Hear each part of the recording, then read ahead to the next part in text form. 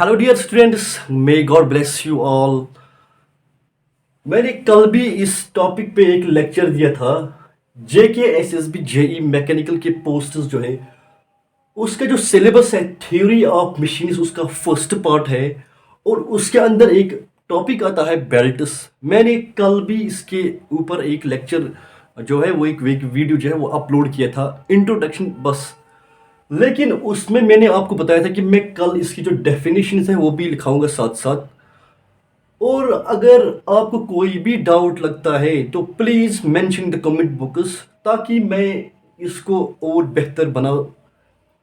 But I am trying my best कि ये कितना सिंपल हो जाए और आपको किस तरीके से समझ आए, तो मैं अपनी तरफ से बहुत अच्छी कोशिश कर रहा हूँ। सबसे पहले हम जानते हैं ड्राइवर्स। अगर आप कल का लेक्चर देखेंगे तो मैंने उसमें अच्छी तरह इसकी इस जो ड्राइवर्स है इसको बड़े बेहतरीन तरीके से मैंने आपको समझाया एग्जांपल्स के साथ, जिसमें से मैंने एक जनरेटर दिखाया और दूसरी साइड से एक बल्ब दिखाया। इस जनरेटर से उस बल्ब तक हमें इन जो एनर्जी है वो ट्रांसफर करनी थी, वो कैसे करेंगे हम, उसके लिए हमें ड्राइवर्स चाहिए। तो हम जानते हैं ड्राइव्स क्या होते हैं। Power is transmitted from prime mover, the point to be noted, from prime mover to machine by an intermediate. Intermediate means जो बीच में इस्तेमाल होती है, जो जो चीजें हमें बीच में इस्तेमाल करनी पड़ती है उनको बोलते हैं इंटरमीडिएट, कॉल्ड ड्राइव्स, उनको बोलते हैं ड्राइवर्स। ड्राइवर्स में भी बेल्ट, ये जो ड्राइव्स होते हैं ये हम बेल्ट्स भी इस्तेमाल कर सकते हैं, चेन भी इस्तेमाल कर सकते हैं, गियर्स भी इस्तेमाल कर सकते हैं। तो क्या होता है ड्राइवर्स? ड्राइवर्स क्या होता है, ये पावर ट्रांसमिट करते हैं किस चीज से? प्राइम मूवर से। प्राइम मूवर मतलब एनशल सोर्स से। जिस जिस तरह से मैंने कल आपको एक एग्जांपल दिखाई थी जनरेटर की, कल भी मैंने ये एग्जांपल आपको समझाई। और यहां पे एक बल्ब है, यहां पे जनरेटर की स्विच है। अगर हम इस जनरेटर की स्विच ऑन करेंगे, क्या ये बल्ब ग्लो हो जाएगा? क्या इसमें बिजली आ जाएगी? नो। क्यों? इसमें कुछ ऐसा इंटरमीडिएट होना चाहिए, कुछ ऐसा कनेक्टिंग मटेरियल होना चाहिए जिससे यहां से जो एनर्जी है वो इस बल्ब में पहुंच सके। इस जनरेटर से इस बल्ब तक एनर्जी को पहुंचाने के लिए हमें जिन जिन जिन जो चीज इस्तेमाल करनी पड़ेगी, जिन चीजों की जरूरत पड़ेगी, उनको बोलते हैं ड्राइवर्स, उनको बोलते हैं ड्राइवर्स। वही यहां कह रहे हैं power is transmitted from prime mover, this is the prime mover, initial energy source, this is the prime mover. Initial energy source, यहां से यहां तक हमें एनर्जी ट्रांसफर करनी है, उसके लिए हमें ड्राइवर्स चाहिए। वो ड्राइवर्स क्या क्या हो सकते हैं? इसमें हम डायरेक्टली एक वायर इस्तेमाल कर सकते हैं, एक वायर इस्तेमाल कर सकते हैं। लेकिन जो बड़ी बड़ी मशीनें होती है, टेक्नोलॉजी, जो बड़ी बड़ी टेक्नोलॉजीज होती है, उनमें हम बस वायर्स का इस्तेमाल नहीं कर सकते। मैंने कल भी एक एग्जांपल दे दी। अगर हम कंस्ट्रक्शन जो जहाँ पे बड़ी बड़ी इमारतें खड़ा की जाती हैं, नीचे से ग्राउंड फ्लोर से हमें पता नहीं किस मंजिल पर ले जानी होती है ये सीमेंट, सैंड, स्टोन्स जो वो मिक्स करते हैं, और उसको जो मिक्सर है वो नीचे से उसको ऊपर लेके जाता है। कैसे? उसके साइड में चेन रहता है, उसके साइड में चेन, उसके लिए हम चेन इस्तेमाल करते हैं। और गियर मैंने कल बताया, जो चेन और बेल्ट है वो हम किस चीज के लिए इस्तेमाल करें? जहां लॉन्ग डिस्टेंस होगी, जहां हमें जो हमारी जो जो काम करने की जो जगह है वो बहुत ज्यादा हो, उस वहां पे जो डिस्टेंस है वो बहुत ज्यादा हो। और गियर्स हम उस जगह इस्तेमाल करते हैं जहां बस शॉर्ट डिस्टेंस हो। इन दो चीजों से सबसे बेस्ट जो है वो गियर्स होता है। क्यों? गियर्स में एक तो मेशिंग बहुत अच्छी रहती है, और इसमें जो स्लिपेज स्लिपेज वो अभी मैं डिस्कस करूंगा। इसमें जो स्लिपेज होती है वो जीरो होती है। इन दो में स्लिपेज बहुत ज्यादा रहती है। our second topic is belts, which is also mentioned in our syllabus of JK SSB JE mechanical जो है सिलेबस में वो मेंशन है power transmission by belts. This is very very important. मैं अपनी तरफ से बहुत कोशिश करूँगा इनको शॉर्ट बनाने की. अदरवाइज ये जो थ्योरी ऑफ मशीन है ये एक बहुत बड़ा सब्जेक्ट है इस, और साथ ही उसमें दिया गया है design, theory of machine and design of शायद parts. It is a very very complicated subject, but don't worry, I am here to make it as simple as it can be.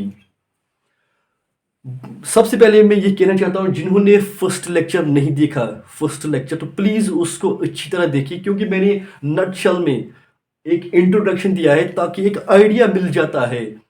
तो वहाँ से आपको एक आइडिया मिल जाएगा कि belts क्या होते हैं, ड्राइव्स क्या होते हैं. तो चलिए हम अपने इस टॉपिक पे जाते हैं, बेल्ट्स. मैंने अभी ये आपके सामने डिस्कस किया कि ये जो बेल्ट्स होते हैं ये भी एक किस्म का ड्राइव होता है, ये भी एक किस्म का एक ड्राइव होता है. Students, we will discuss what is a belt. मैंने अभी आपको कुछ देर यही बताया कि जो बेल्ट्स होते हैं it's also a type of drive. It's also a type of drive which is used to transmit motion from a prime mover or from one shaft, from a prime mover or from one shaft to another shaft, from one shaft to another shaft with the help of pulleys, with the help of pulleys. If distance between the shafts is long, if distance between the shafts is long. I hope आपको समझ आया. ये belt जो होते हैं, this is the belt, इनको क्या बोलते हैं, पुल्लीज. मैंने कल आपको समझाया, उस वेल की मिसाल दे दी आपको जिसके ऊपर एक पुल्ली रहती है. जब अगर हम बकेट फेंकते हैं उस वेल के अंदर, उस कुएं के अंदर, तो जब हमें उस बकेट को बाहर लाना होता है तो हम उसको खींचते हैं उस रस्सी को, और ऊपर से जो पुल्ली होती है वो रस्सी उसके ऊपर वाइंड हो जाती है, बंद हो जाती है, और हम जो वो पुल्ली है वो रोटेट करती है, वो जो पुल्ली है वो रोटेट करती है. इसी तरह से ये भी पुल्ली है, ये भी रोटेट करती है. दीज आर टू पुलीज, ये रोटेट करती है. इनके अंदर जिन पे ये दो पुलिस जो है, जिन चीजों पे ये रोटेट करती है, क्यों ये ऐसे ही नहीं होगी. इसके अंदर एक चीज है, मैंने कल बताया है आपको, शेफ्ट. इसके अंदर एक शेफ्ट रहता है, शेफ्ट. इसके अंदर एक सर्कुलर रॉड रहती है, उसको बोलते हैं एक circular component, rotating component, which carries, जो कैरी करता है इन पुल्लीज को, गियर्स को. क्या बताया मैंने, शाफ्ट क्या होता है, शाफ्ट एक रोटरी, एक सर्कुलर कंपोनेंट होता है. आप देख सकते हैं शाफ्ट एक सर्कुलर कंपोनेंट होता है जो क्या करता है, जो रोटेट करता है. अगर हम इसके अंदर डालेंगे तो ये रोटेट करेगा, जब ये रोटेट करेगा तब ये पुल्ली भी रोटेट करेगी. और क्या होता है, ये शाफ्ट क्या करता है, ये कैरी करता है पुल्ली, इसके ऊपर पुल्ली रहती है, या ये शाफ्ट किसी गियर के ऊपर के अंदर भी रहता है. Same is the case with this. ये बेल्ट क्या करता है, ट्रांसमिट मोशन. अगर हम ये वाला देखेंगे, इसको बोलते हैं ड्राइवर, ड्राइवर पुल्ली. क्यों, इसके साथ मोटर अटैच है. इस पुल्ली के अंदर एक शाफ्ट है, और उस साइड में उस शाफ्ट के साथ एक मोटर लगा हुआ है. जब वो मोटर रन करेगा, वो रोटेट करेगा, तो ये शाफ्ट जो है, ये शाफ्ट जो है ये भी रोटेट करेगा. इस शाफ्ट के साथ अटैच्ड है पुल्ली, ये खुद ब खुद रोटेट हो जाएगी. इसलिए उसको बोलते हैं ड्राइवर पुल्ली. ड्राइवर पुल्ली एक ऐसा पुल्ली है जो इस बेल्ट को रोटेट कराती है. क्यों, यहां पे मोटर है, यहां से ही स्टार्ट हो जाएगा. अब ये वाला जो है ये पुल्ली, इसको बोलते हैं ड्राइवन पुल्ली. वो पुल्ली जो इस ड्राइवर पुल्ली को फॉलो करेगा, वो पुल्ली जो इस ड्राइवर पुल्ली को फॉलो करेगा, अगर ये रोटेट हो जाएगा, ये भी रोटेट हो जाएगा. मतलब ये वाला इसको फॉलो करता है. इसको बोलते हैं, तो बोलते हैं ड्राइवन पुल्ली, या बोलते हैं फॉलोवर पुल्ली, जो इसको फॉलो करेगा. ये स्टॉप करेगा, ये भी स्टॉप करेगा, ये रन करेगा, ये भी रन करेगा. इसी तरह से ये एक प्राइम मूवर है. यहां पे प्राइम मूवर क्या है, मोटर, यहाँ पे प्राइम मूवर है एक मोटर, एनिशियल सोर्स ऑफ एनर्जी। जब मोटर रन हो जाएगा, ये पुल्ली जो है ये रोटेट हो जाएगी, इसी के साथ ये बेल्ट भी रोटेट हो जाएगा। और कल मैंने एक चीज बताया आपको, जब ये बेल्ट यहां से यहां से यहां से यहां तक आ जाएगा, इसको बोलते, यहां से यहां तक इसको बोलते हैं tight side. The portion of belt, this can be asked, this can be asked in JKSSB exams. The portion of the belt leaving the driven is called tight side, is called dash dash. There will be given some options. The portion of belt leaving the driven is called tight side. The portion of the belt, the portion of the belt entering the driven, the portion of the belt, you can see ये ऐसे rotate कर रहा है तो belt भी ऐसे ही चलेगा। The portion of the belt entering the driven is called slack. I will, यहां पे मैं इसको entering the driven is called slack side. The portion of the belt leaving the driven, the portion of the belt leaving the driven is called tight side.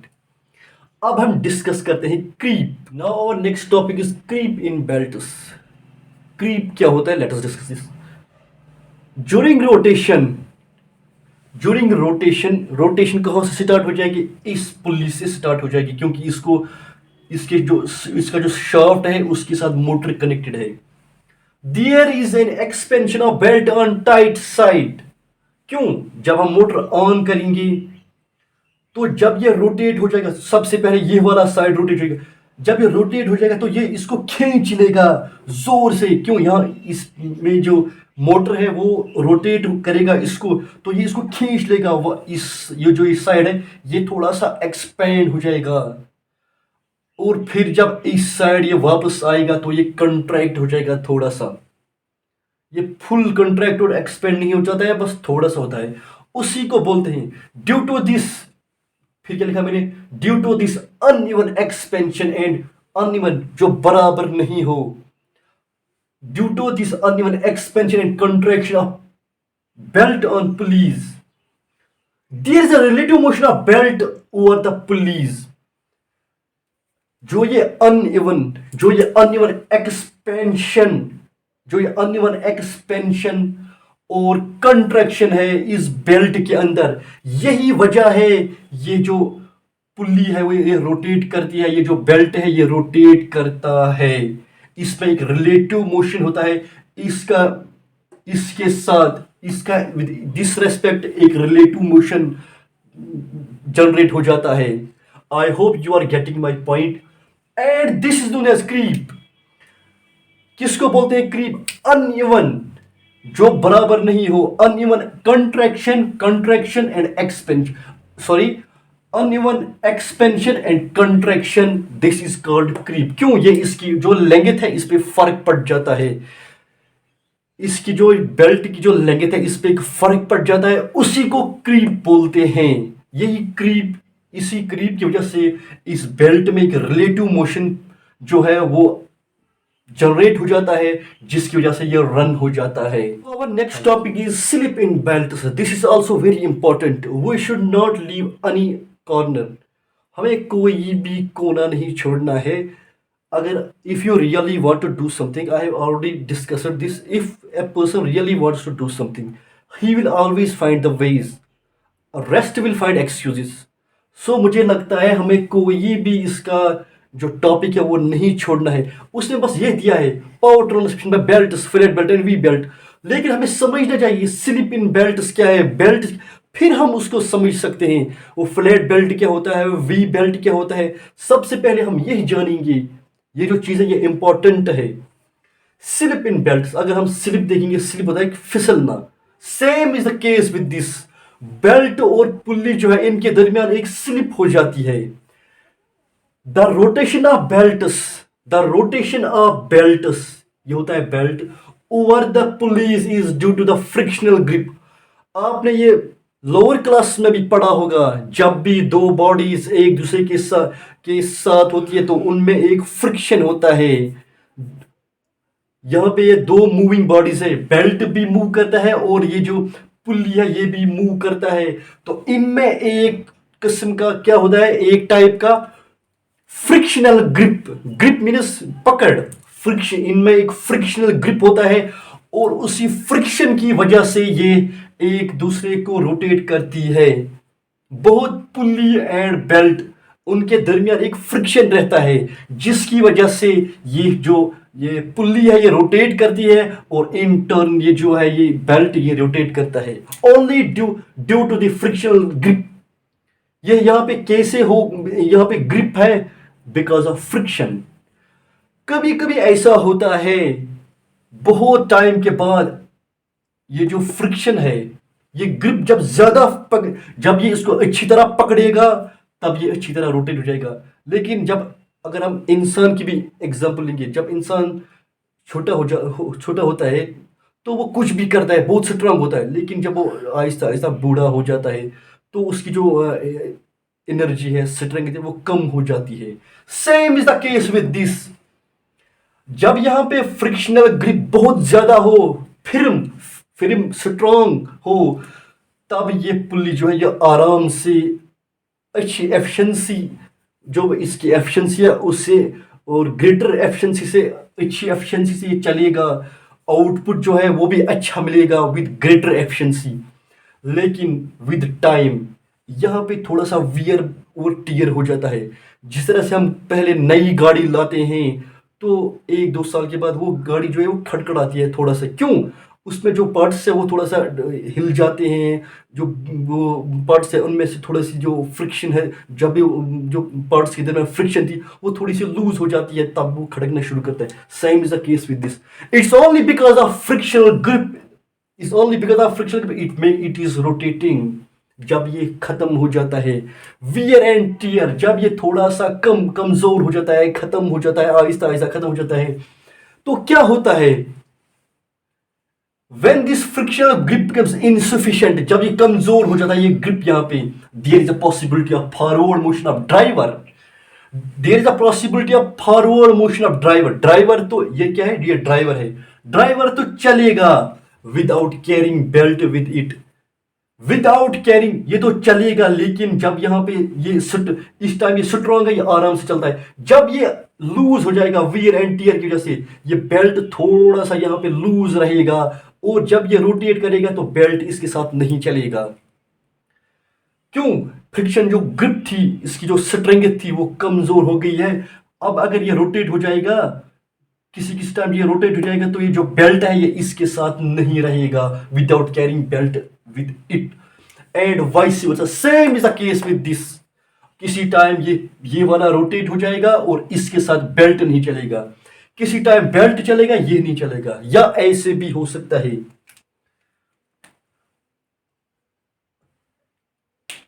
मैं आपको एक और example से समझाता हूं ये स्लिप क्या होता है। अगर ये हम एक पॉइंट लेते हैं इस पुल्ली का, यहां जिस स्पीड से ये रोटेट करेगा उसी स्पीड से ये भी रोटेट करेगा। अगर ये पॉइंट यहां पहुंच गया, यहां पे एक पॉइंट लेंगे, यहां सेम पॉइंट यहां पे होगा। जब ये पॉइंट यहां पहुंच जाएगा, यहां पे भी यही पॉइंट यहां पहुंच जाएगा, सेम स्पीड पे, सेम रेट पे। लेकिन जब स्लिप हो जाएगी, इनको आहिस्ता आहिस्ता जो स्लिप होती है बेल्ट्स में, जब ये पॉइंट यहां पहुंच जाएगा तो ये पॉइंट जो है ये यहां ही पहुंच जाएगा बस। I hope this is very best example of slip. जिस स्पीड से, जिस रेट से, जिस एफिशिएंसी से ये पॉइंट यहां पहुंचना चाहिए था, आप यहां खुद अंदाजा लगा सकते हैं। जब इनकी फ्रिक्शनल ग्रिप जो थी वो स्ट्रांग थी, तब ये पॉइंट भी यहां पहुंच जाता था सेम रेट पे, ये पॉइंट भी यहां पहुंच जाता था सेम रेट पे। लेकिन जब फ्रिक्शनल ग्रिप जो है वो कमजोर हो गई, ये पॉइंट यहां पहुंच गया लेकिन ये पॉइंट यहां ही पहुंच गया। इसका मतलब जो बेल्ट है वो थोड़ा सा, जो ग्रिप है फ्रिक्शनल ग्रिप वो कमजोर हो गया। This is called slip in belts. I hope you understand. फिर भी अगर आपको कोई भी डाउट है, don't forget to mention in the comment box, because मैं पूरी कोशिश कर रहा हूँ। ये अदरवाइज ये बहुत छोटा टॉपिक था, लेकिन मैं कोशिश करता हूँ कि जो भी बच्चे ये देख रहे होंगे उनको जो भी डाउट्स है, जो भी कुछ भी उनके दिमाग में डाउट है, वो नहीं रहने चाहिए। उनकी जो कंसेप्ट्स है वो पूरा क्लियर हो जाए। फिर भी मैं आप लोगों से ये कहना चाहता हूँ कि अगर आपको इसके अलावा कोई और भी डाउट है, कमेंट बॉक्स में मेंशन कीजिए, तो ताकि मैं उस पे जो कोई दूसरा वीडियो है उस पे ले आऊँ। एंड और लास्ट पे ये बात मैं कहना चाहता हूँ कि आप ज़रूर मेंशन कीजिए कमेंट बॉक्स में कि कैसा लग रहा है आपको, कि ये जो भी मैं आपको लेक्चर दे रहा हूँ कैसे लग रहा है। क्या मैं ज़्यादा स्पीड से जा रहा हूँ या नॉर्मल है या सब कुछ ठीक है। और इस चैनल को ज़रूर लाइक कीजिए, शेयर कीजिए और सब्सक्राइब कीजिए। And thank you.